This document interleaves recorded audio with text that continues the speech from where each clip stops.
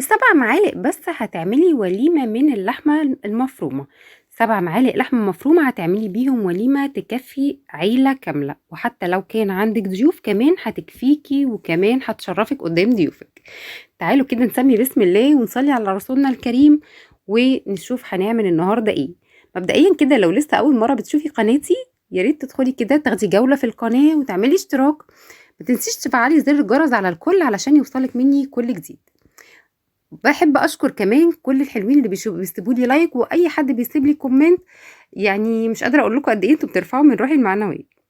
طيب تعالوا كده نشوف النهارده معانا إيه. معايا 7 معالق من اللحمة المفرومة فيما يعادل ربع كيلو، ده لو المعلقة مش مليانة، أما لو المعلقة هرمية زي ما أنا عاملاها كده يبقى ده نص كيلو من اللحمة المفرومة. هقول لكم الربع كيلو هيديني إيه والنص كيلو هيديني إيه. طيب ضفت عليهم إيه؟ ضفت عليهم 2 بيضة وده اختياري، ممكن أضيف بيضة واحدة وممكن 2 بيضة. تعالوا نشوف البهارات بتاعتنا وكل ده هسيبه لكم في صندوق الوصف.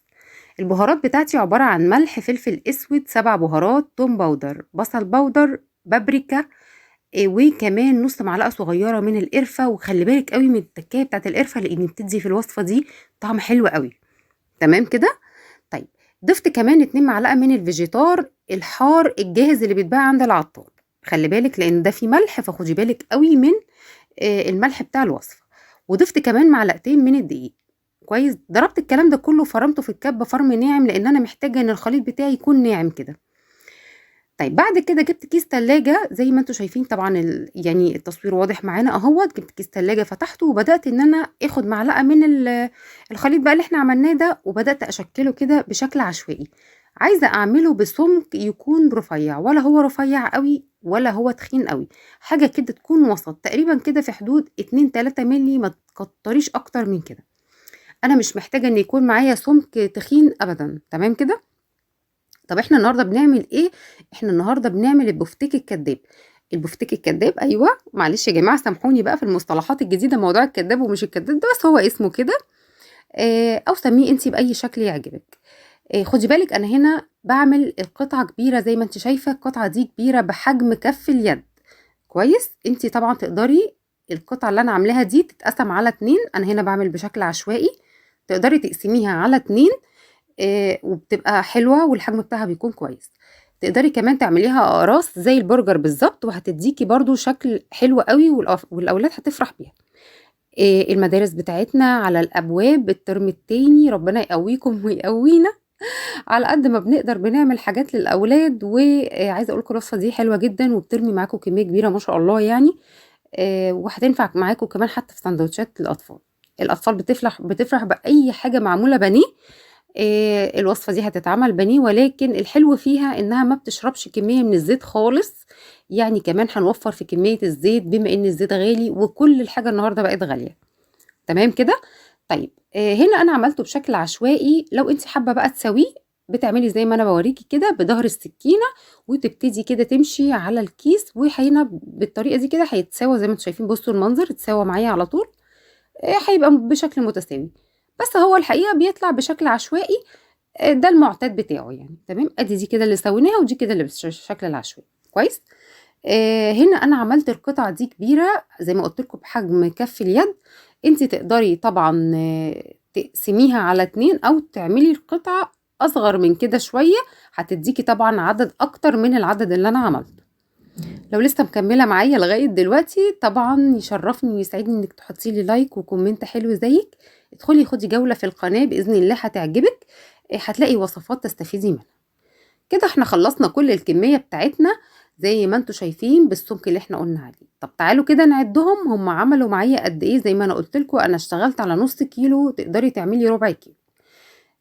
هنا طلعوا معايا تقريبا حوالي 12 او 13 قطعة كبيرة بحجم كف اليد. تمام، يعني انت لو قسمتيها على 2 هيعملوا معاكي حوالي 24 قطعة. تمام كده. لو عاملة قطعة صغيرة، انا عاملة قطعة كبيرة فطلعوا معايا حوالي 12 او 13. مهم قوي ان انا بعد ما خلصت الكمية كلها ادخلها الفريزر يا جماعة، لازم تتجمد، مش هينفع اشتغل بيها ابدا ابدا وهي مش متجمدة. سيبيها في الفريزر ومش هتاخد وقت لان السمك بتاعها رفيع. تمام. طيب تعالوا نعمل بقى ايه الطبقة الخارجية، الكراست اللي هيبقى من بره. جبت كده كوباية من الدقيق، بدأت انزل عليها بشوية ملح وشوية فلفل اسود، وكمان بمية بقى. انا محتاجه ان انا اعمل هنا اهوت خليط كده يكون متوسط، ولا هو خفيف ولا هو تقيل. تمام، ده السائل اللي انا هغطي بيه. طيب اما بالنسبه للطبقه الخارجيه خالص، فانا هنا المره دي استخدمت فيها فيجيتار جاهز من اللي عند العطار، حار. وكمان استخدمت خلطه الكريسبي اللي برضو بتتباع عند العطار، اللي هو بيبقى لونه اصفر ده. عايزه اقول لكم ان يعني الوصفه دي انا بعملها دايما، يعني عشان الاولاد بيحبوها وكده. فانا في كل مره بفتكس فيها حاجه جديده. المره دي انا غطيت من بره زي ما بقول لكم فيجيتار حار، وخلطه اللي هي بتاعه الكريسبي. عملتها قبل كده بخلطه تانية، اللي هو البقسماط العادي خالص الساده، بقسماط ناعم، كوبايه بقسماط مثلا وعليهم معلقتين من الدقيق. الحقيقه ان انا لقيت ان اللي انا حبيته بالنسبه لي كان اللي هو البقسماط والدقيق. تمام كده. ولكن المره دي زي ما انتم شايفين انا بعملها معاكم بالفيجيتار والخلطه بتاعت الكريسبي. انت جربي دي وجربي دي، واللي يعجبك منها استخدميه. تمام، انا قلت لكم بس اللي انا يعني اللي حسيت ان انا بالنسبه لي مفضل يعني. طيب بعد ما خلصت، خلوني اقول لكم تكايه مهمه قوي. بعد ما يعني وانتي بتطلعيهم من الفريزر، طلعي قطعتين او 3، غطيهم بس بالتغطيه بالكفر الخارجي، وبعدين ابدأي طلعي 2 3 تانيين، لان مهم قوي ان انت تشتغلي فيها وهي متجمده. لو فكت منك مش هتعرفي تشتغلي بيها. تمام كده. بعد ما هخلص هحطهم برضو في الفريزر، يعني ايه، يتماسكوا شويه، مش يتجمدوا بقى، يتماسكوا بس. تمام. وبعدين ابتدي اخدهم واجي على هنا الطاسه، طبعا فيها زيت سخن. هخلي النار متوسطه وابتدي احمر زي ما انتم شايفين كده. حاولي ان انت ما تعليش النار تكون متوسطه، لان طبعا طلعت ولا نزلت هي من جوه دي لحمه، واللحمه لازم تستوي كويس. وخلي بالك عشان ما تنشفش منك. زي ما انتم شايفين كده الشكل جميل جدا، بسم الله ما شاء الله عليها. وادتني كميه حلوه قوي. ويعني الوصفه سهله وسريعه واحلى بكتير من البفتيك اللي احنا بنعمله من اللحمه، اللي هو طبعا بيبقى وش فخده. ومنين ما تعملي فيه وتدقيه برضو بيطلع جامد وبيشد معاكي وبيضايق الاطفال. فجربي الوصفه دي هتعجبك جدا وهتديكي كميه حلوه قوي. وجربوها بألف هنا وشفا.